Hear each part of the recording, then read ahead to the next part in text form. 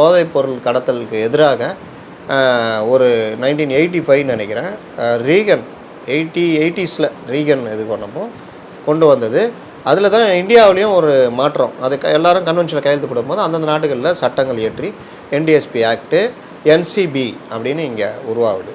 இது இல்லாமல் ஸ்டேட்டில் என்ஐபி, இப்போ நம்ம ஸ்டேட்டுக்குள்ளே என்ஐபி இருக்குது, மது விலக்கு தடுக்கிறதுக்கு பிஇடபிள்யூ. இப்போ ரெண்டுத்தையும் ஒன்றாக்கிட்டாங்க. அந்த டிஎம் கவர்மெண்ட் வரணும் ஒன்றாக்கி அது என்ஃபோர்ஸ்மெண்ட்டுன்னு தனியாக அதுக்கு ஒரு ஏடிஜிபி இருக்காங்க. இது நடைமுறை. இப்போ இதில் போதை மருந்து கடத்தல்னால் நீங்கள் ஏன் இதை கன்வென்ஷன் சொல்கிறேன்னா, இன்னொரு நாட்டில் ஒரு இதுனா டக்குன்னு எல்லோரும் கலந்து ஆலோசிக்கிறது. இது ஒரு பார்ட்டு.